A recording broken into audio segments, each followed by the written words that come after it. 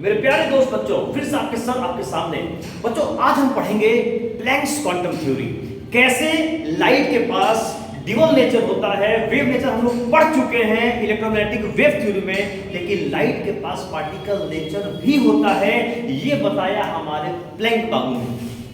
तो बच्चों, प्लैंक ने क्या बताया, कैसे बताया, मैं सारे पॉइंट्स बता रहा हूं, लेकिन सबसे इंपॉर्टेंट चीज है बच्चों, दो इंपॉर्टेंट फिनोमेना। एक होता है ब्लैक बॉडी रेडिएशन और दूसरा होता है फोटोइलेक्ट्रिक इफेक्ट। इसके बारे में एक्सप्लेन कर दिया प्लैंक क्वांटम थ्योरी ने।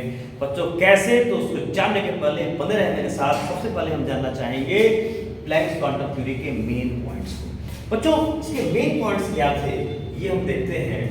मेन पॉइंट बच्चों क्या थे, मेन पॉइंट इसके क्या थे बच्चों, पहले समझते हैं तब मैं लिखवाता हूं। बच्चों, ये जो सोर्स होता है लाइट का, कोई ले लो, बल्ब ले लो, कुछ भी ले लो आप, उससे जो रेडिएशन निकलती है बच्चों, तो इलेक्ट्रोमैग्नेटिक वेव थ्योरी क्या कहती है कि ये वेव के रूप में निकल रहा है कंटिन्यूअसली। बच्चों, इलेक्ट्रोमैग्नेटिक वेव थ्योरी कहती है, इलेक्ट्रोमैग्नेटिक वेव थ्योरी कहती है ये लगातार निकल रहा है। इलेक्ट्रोमैग्नेटिक वेव थ्योरी कहती है लगातार ये वेव्स के रूप में रेडिएशंस निकल रहे हैं। लेकिन हमारे प्यारे बच्चों, प्लैंक्स ने कहा कि नहीं, ऐसा नहीं है। ये एक वेव पैकेट में निकलती है, एक पैकेट में बच्चों निकलती है, एक पैकेट में निकलती है। वेव जो है वो पैकेट में बच्चों निकलती है, पैकेट में बच्चों निकलती है, पैकेट में निकल रही है बच्चों ये पैकेट। और इस पैकेट को कहते हैं हम क्वांटम। क्या बोलते हैं बच्चों? क्वांटम बोलते हैं। क्या बोलते हैं? क्वांटम बोलते हैं। और अगर ये लाइट है तो इस क्वांटम को हम बच्चों, इस क्वांटम को ये क्या बोलते हैं? फोटोन बोलते हैं। इसको स्मॉल वेव पैकेट हो सकते हैं। मतलब बच्चों, जो हमारा रेडिएशन है, जो रेडिएट एनर्जी है, वो छोटे छोटे स्मॉल वेव पैकेट्स के रूप में निकलता है, स्मॉल वेव पैकेट्स के रूप में निकलता है, जिस पैकेट को हम क्वांटम कहते हैं। अगर वो लाइट है की बात करते हैं तो उस क्वांटम को क्या करते हैं? फोटोन कहते हैं। आपको अजीब लगता होगा बच्चों, मैं समझाता हूं। जैसे देखिए, मान लीजिए कोई मेरे पास पानी पीने के लिए आया, ये बस थर्मस है बच्चों, मैंने कहा ठीक है मैं पानी पिलाता हूँ आपको। तो बच्चों, मैं ये पूछ सकता हूँ कि आप ऐसे इसके थर्मस के नीचे ऐसे यहाँ पे आ जाइए, और ऐसे बच्चों में पानी ऐसे बहाने लगा, ऐसे पानी फ्लो करने लगा। तो देख रहे हो बच्चों, पानी का फ्लो लगातार हो रहा है। ये आपका इलेक्ट्रोमैग्नेटिक वेव थ्योरी है। ठीक है, ठीक है। आप बच्चों आ सकते हो, पानी पीना, मैं बोला पी लो। अब मान लो आपके पेरेंट्स आ गए, कैसे तो पिएंगे नहीं। मैंने बोला ठीक है, मैं एक काम करता हूँ, गिलास लेता हूँ बच्चों, ये गिलास। तो ऐसे मैंने पानी दिया, एक गिलास। फिर तुम्हारे भाई पापा दोनों आए हैं, फिर उनको दूसरा गिलास दिया। तो बच्चों, ये देख रहे हो ना, एक पैकेट हो गया। It's the energy, it's a bundle of energy. तो वही बच्चों, ये जो एक गिलास, दूसरा गिलास, तीसरा गिलास, ऐसे ही पानी दे सकते हैं। तो पानी देने के दो तरीके हुए। एक तरीका कैसा हुआ? लगातार हमने क्या किया बच्चों? पानी देते रहे ऐसे और आते रहे, आपको पीते रहे। तो बच्चों, ये कहता है इलेक्ट्रोमैग्नेटिक वेव थ्योरी।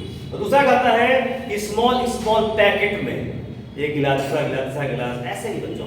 तो देख रहा था, ये स्मॉल स्मॉल पैकेट्स में जो एनर्जी निकल रही है बच्चों, निकल रही है, इसको कहते हैं क्वांटम कहते हैं। तो उसने ये बोला कि रेडिएट एनर्जी इज एमिटेड और एब्सॉर्ब, एमिटेड और absorb in the form of small wave packets of energy called quantum, and in case of light quantum is called photon। बच्चों समझ में आई? स्मॉल वेव पैकेट के रूप में, स्मॉल वेव पैकेट के रूप में जब एनर्जी निकलती है या एब्जॉर्ब होती है, उसको कहा जाता है क्वांटम। जैसे मान लो कि एक मिठाई, उसको ऐसे ऐसे चूट कर दी, अब तुमको ऐसे गिराने लगी, ऐसे ऐसे लगातार ऐसे गिरना, ऐसे मिठाई खा रहे हो, या लड्डू बना के खा लो, एक लड्डू, दूसरा लड्डू, तीसरा लड्डू, चौथा लड्डू, पांचवा लड्डू। तो बच्चों क्या होता है? पैकेट। यही कहते हैं बच्चों। तो वेव पैकेट मतलब हर एक लड्डू जो होगा एक पैकेट को रिप्रेजेंट कर रहा है। मान लो रिप्रेजेंट कर रहा है, एक लड्डू, दूसरा लड्डू, तीसरा लड्डू। नॉट इन फ्रैक्शन, ऐसा थोड़ा है कि 1.5 पैकेट हो सकता है, 2.5 हो सकता है, नॉट पॉसिबल। तो बच्चों, एनर्जी जो है 1 2 3 जगह ऐसे जा रहा है, not in terms of fraction. तो पहला बच्चों, जो मेन पॉइंट्स में सबसे पहला जो पॉइंट आया, उसने बच्चों ये बोला कि रेडिएट एनर्जी जो होती है, जो रेडिएट एनर्जी होती है, इट इज एमिटेड और एब्सॉर्ब। किस कंडीशन में? तो वेरी इंपॉर्टेंट था। पहला जो पॉइंट आता है वो क्या आता है कि एनर्जी, रेडिएट एनर्जी, जो रेडिएशन की एनर्जी है ना, radiant energy, radiant energy, radiant is emitted, निकलती है या एब्जॉर्ब और emitted or absorbed in form of small wave packets, small wave packets, small wave packets of energy called, क्या बोलते हैं बच्चों इसको? क्वांटा। क्या बोलते हैं बच्चों? क्वांटा बोलते हैं।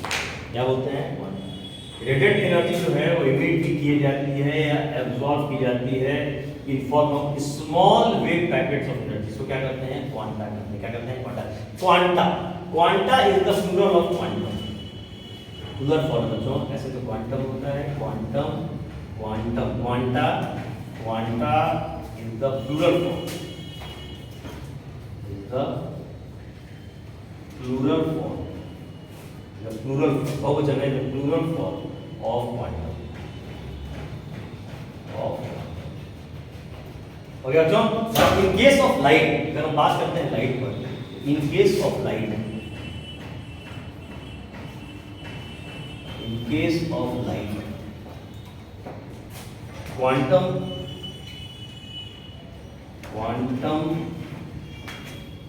is called, क्या बोलते हैं बच्चों? फोटोन बोलते हैं। लाइट किससे बनता है? फोटोन से। लाइट किससे बनता है? फोटोन से। लाइट किससे बनता है बच्चों? फोटोन से। लाइट किससे बनता है? तो फोटोन से बनता है। आई होप बच्चों क्लियर हो गई बात। मतलब जो इलेक्ट्रोमैग्नेटिक वेव थ्योरी थी उसने कहा कि डायरेक्ट वेव के रूप में आ रहा है, रेडिएशंस आ रहा है वेव के फॉर्म में, लेकिन प्लैंक ने कहा कि नहीं, वो हर वेव जो है एक्चुअली जो भी वेव आ रहा है वो स्मॉल पैकेट्स में आ रहा है। स्मॉल पैकेट को हम क्या करते हैं? क्वांटम करते हैं। और उसी क्वांटम लाइट मतलब विजिबल लाइट के बारे में बात बोल रहे हैं। जब हम लाइट बोलते हैं तो विजिबल लाइट समझना है, विजुअल जो होता है, और जो लाइट है वो किससे बनता है? फोटोन बनता है। और बच्चों क्लियर है? इसको आप पॉज करके नोट करें। बच्चों फिर से बता रहा हूं मैं, रेडिएंट एनर्जी कैसे इमिट हो रही है? Small wave packets, small wave packets के फॉर्म में। वेव, छोटा छोटा वेव का पैकेट, सो क्या कहते हैं? यस, क्वांटा कहते हैं। क्वांटा एक्चुअली प्लूरल है, प्लूरल ऑफ फॉर्म में, प्लूरल ऑफ क्वांटम। क्वांटम का प्लूरल क्वांटा कहते हैं। और लाइट के केस में क्वांटम को यूज करते हैं फोटोन। बच्चों दूसरा जो पॉइंट है उसने ये बोला कि एनर्जी ऑफ ईच क्वांटम, जब बच्चों वेव का पैकेट है उसके बाद एनर्जी भी होगी, तो उसकी एनर्जी क्या होगी? तो उसने बच्चों बोला कि energy of each quantum, energy of each quantum, energy of each quantum is proportional to,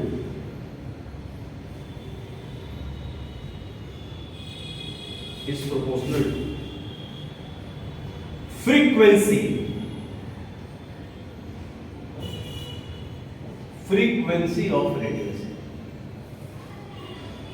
बच्चों ये बड़ा इंपॉर्टेंट था। क्या इंपॉर्टेंट था बच्चों? E proportional to new.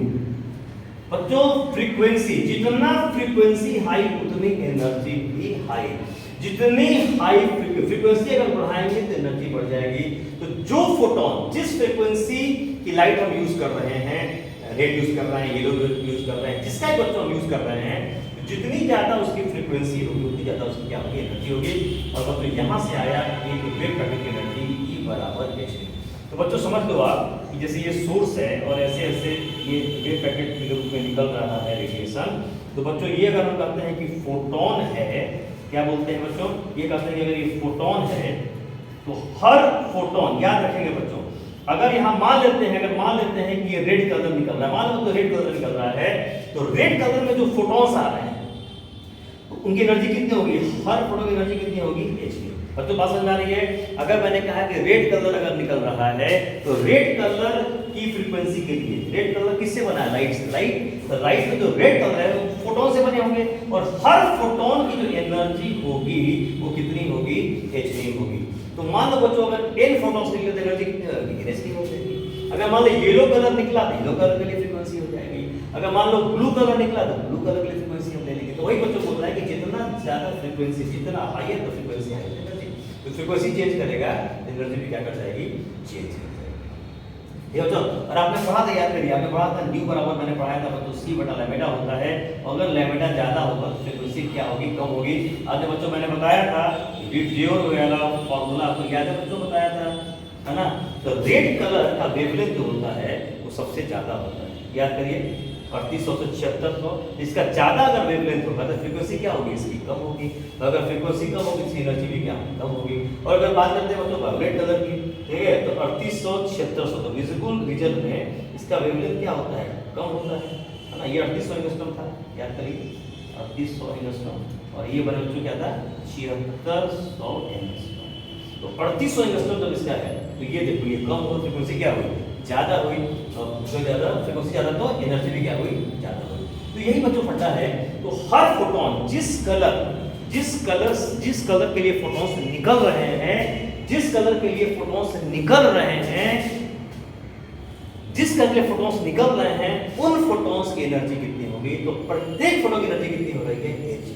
तो स्मॉल जो वेव पैकेट होता था उसकी एनर्जी कितनी हुई? विशाल बात हमारे h। ठीक है बच्चों, समझ आई बात? इसको आप पॉज करें और नोट करें। बच्चों टोटल एनर्जी जो एब्सॉर्ब होगी या एमिटेड होगी वो कितनी होगी? Total energy emitted, total energy emitted और एब्सॉर्ब बच्चों कितनी है? मतलब एक फोटो की एनर्जी अगर h न्यू है और अगर n फोटॉन्स निकले या n फोटॉन्स अगर एब्सॉर्ब किए, ठीक है, एनर्जी टोटल कितनी हो चुकी है? एक एनर्जी कितनी है? तो बच्चों ये क्या था तुम्हारा? तो हो जाएगा कितना? ns या n बच्चों क्या हो जाएगा? n is number of photons, n is number of photons, n बच्चों नंबर ऑफ फोटॉन्स, एक photon h new energy, n photons ns new. बच्चों n हमेशा इंटीजर हो, 1 2 3 4 possible 1 2 3 4, it can not B fractional. तो वही कहता है कि टोटल एनर्जी एब्सॉर्ब्ड और एमिटेड, टोटल एनर्जी एमिटेड और absorbed must be integral multiple of h। बच्चों यहां से नया कंसेप्ट शुरू हुआ कि जो टोटल एनर्जी है एमिटेड, टोटल एनर्जी एमिटेड और टोटल एनर्जी एमिटेड और एब्सॉर्ब, ठीक है, टोटल एनर्जी एमिटेड और एब्सॉर्ब, टोटल एनर्जी एमिटेड और absorb must be integral multiple of h। must be integral multiple of h। Total energy बच्चों जो absorb होगा integral multiple, बच्चों इसे कहते हैं, this is called concept of quantization of energy. यही से बच्चों बात होती है quantize, energy is quantize. This means that this means that this energy, ये जो एनर्जी है एब्सॉर्ब या एमिटेड, दिस एनर्जी बच्चों क्या है? क्वांटाइज है। क्या है? क्वांटाइज का मतलब बच्चों जो भी चीज इंटीग्रल मल्टीपल में होता है उसको क्वांटाइज होता है। जैसे मान लो मैंने चॉकलेट बांटे 1 2 3 4, तो चॉकलेट बांटना क्या होगा? क्वांटाइज हो जाएगा। क्वांटाइज मतलब जो फ्रैक्शन में संभव नहीं है, जो फ्रैक्शन में संभव नहीं है। जैसे मान लो कि आप दुकान में गए, आपने बोला कि भैया हमको 2.5 पैकेट चिप्स चाहिए, तो संभव नहीं बच्चों, तो क्वांटाइज नहीं होगा। आपने कहा हमको 1 पैकेट दो, 2 पैकेट दो, 3 पैकेट दो, 4 पैकेट दो, इसका मतलब होगा ये क्वांटाइज होगा। तो बच्चों ये थी प्लैंक्स क्वांटम थ्योरी की बात। तो 3 पॉइंट हमारे सामने आ गए, टोटल सारे क्वेश्चन बच्चों से बन जाएंगे। एक चीज और मैं बता दूं कि प्लैंक्स कांस्टेंट जो था उसका वैल्यू क्या था, उसके यूनिट्स क्या थे, इसको बच्चों आप नोट करें। बच्चों एच का वैल्यू क्या निकाला गया? ठीक है, एच का बच्चों वैल्यू क्या निकाला गया? एच बराबर निकाला गया बच्चों 6.6261 × 10⁻⁻⁴ बच्चों आपको ये बता दूं, अभी तक इसका एक्यूरेट वैल्यू नोट नहीं है, आपको अब अजीब लगेगा, अभी भी एक्सपेरिमेंट होते रहता है, ये वैल्यू अभी भी कुछ चेंजेस होते रहते हैं। तो ये बच्चों मैंने एक अप्रॉक्सीमेट वैल्यू लिखा। बच्चों आपको पता है कि 10 टू द पावर 7 अर्ग बराबर होता है 1 जूल।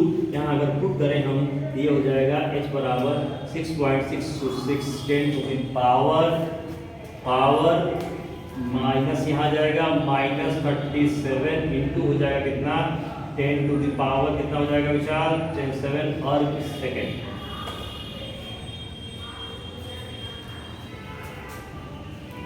ये बच्चों हो जाएगा h बराबर हो जाएगा 6.626 10 टू द पावर -27 और ये हो जाएगा अर्ग सेकेंड। अब आप पूछोगे बच्चों यूनिट सर आपने कैसे ले लिया, जूल सेकेंड एंड अर्ग सेकेंड, ये बच्चों कैसे ले लिया?